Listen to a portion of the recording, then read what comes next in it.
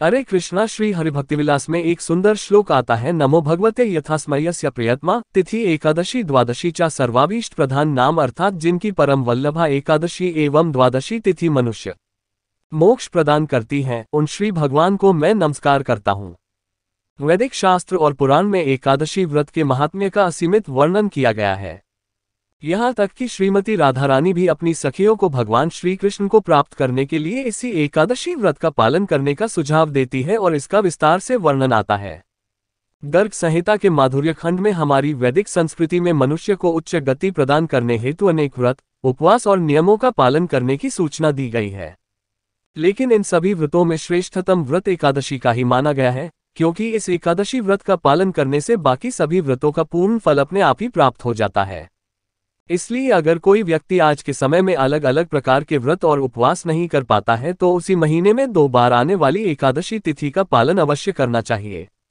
जैसे कि उसे परम उच्च आध्यात्मिक गति भी प्राप्त हो और वेदों में वर्णित सभी व्रतों का पूर्ण फल भी प्राप्त हो जाए, तो ऐसे ही परम पवित्र एकादशी देती फिर एक बार हमारे द्वार पर दस्तक देने वाली है, और ये एकादशी है अश्विन मास के कृष्ण पक्ष में आने वाली इंदिरा एकादशी। चातुर्मास के पवित्र समय में आने वाली इंदिरा एकादशी के विषय में कहा जाता है कि जो भी व्यक्ति इस एकादशी तिथि का पालन करता है उसके स्वयं के तो समस्त पाप नष्ट हो ही जाते हैं, लेकिन उसके साथ साथ उसके पूर्वज और पितरों को भी उच्च गति प्राप्त हो जाती है। इंदिरा एकादशी इसलिए भी विशेष है क्योंकि यह पितृपक्ष में आने वाली एकादशी तिथि है, और अगर आप अपने पितरों के उद्धार के लिए कोई विशेष कार्य करना चाहते हैं तो आपको इस इंदिरा एकादशी का पालन अवश्य करना चाहिए। इस एकादशी का पालन करके उसके फल को अगर आप अपने पितरों को अर्पित करते हैं तो उससे बड़ा तर्पण उनके लिए अन्य कोई नहीं हो सकता। तो चलिए अब हम आपको बताते हैं कि इस वर्ष ये इंदिरा एकादशी तिथि कब आने वाली है और इसका पालन कैसे करना चाहिए। इस बार अश्विन मास के कृष्ण पक्ष में आने वाली इंदिरा एकादशी आ रही है 10 अक्टूबर 2023 मंगलवार के दिन। इस दिन ब्रह्म मुहूर्त का समय है प्रातः 4:49 और सूर्योदय होगा 6:25 पर। एक देशी का व्रत करने के बाद उसका पारण आपको करना है अगले दिन यानी 11 अक्टूबर 2023 बुधवार के दिन, और पारण करने का समय है प्रातः 6:26 से लेकर 10:18 के बीच में। अगर आपको एकादशी तिथि के दिन को लेकर कोई संशय है, जैसे कि ये एकादशी 9 को है या 10 को, तो हम इसका समाधान कर देते हैं। वास्तव में एकादशी तिथि का प्रारंभ हो रहा है 9 अक्टूबर 2023 सोमवार के दिन दोपहर 12:36 पर और उसके पूर्ण होती होगी 10 अक्टूबर 2023 मंगलवार के दिन पर 3:08 पर। लेकिन क्योंकि 9 अक्टूबर के दिन शुरू होने वाली एकादशी सूर्योदय के बाद यानी दोपहर को प्रारंभ हो रही है, इसलिए उसका पालन हम अगले दिन यानी 10 अक्टूबर को ही करेंगे।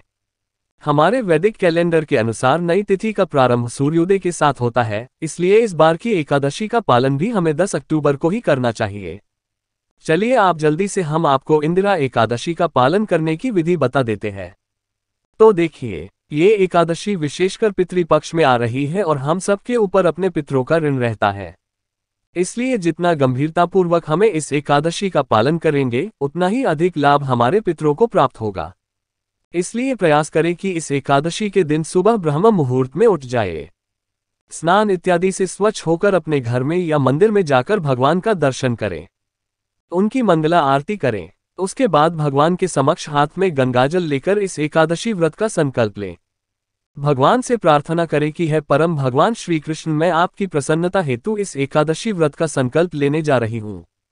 कृपया आप मुझे अपनी शरण में लीजिए और मेरे पितरों को भी आपकी भक्ति प्रदान कीजिए। इस प्रकार संकल्प लेने के बाद अब आप तुलसी देवी की पूजा करिए, उन्हें जरूरत हो उतना जल अर्पण करिए। हाँ, एकादशी के दिन भी तुलसी देवी को जल अर्पण कर सकते हैं। हमारे शास्त्रों में ऐसा कोई नियम नहीं है कि आप एकादशी के दिन या रविवार के दिन तुलसी को जल अर्पण नहीं कर सकते हैं। ये सिर्फ कुछ ऐसे लोगों द्वारा फैलाया जा रहा भ्रम है जिन्होंने खुद कभी कोई शास्त्र नहीं पढ़े हैं, तो ऐसे लोगों से और ऐसा कहने वाले YouTube गुरुओं से भी बच कर रही है। अब तुलसी देवी की कम से कम 3 बार प्रदक्षिणा करिए और उनके समक्ष बैठकर हरे कृष्ण महामंत्र का जप करिए। इस एकादशी पर आप जितना अधिक से अधिक जप करेंगे उतना ही अधिक फल आपके पितरों को प्राप्त होगा। इसलिए याद रहे, इस एकादशी पर आप कम से कम 16, 25 या फिर 32 माला हरे कृष्ण महामंत्र का जप करने का संकल्प लीजिए। संपूर्ण दिन के दौरान आप श्रीमद् भागवतम या भगवद गीता ग्रंथ का अध्ययन और श्रवण कर सकते हैं।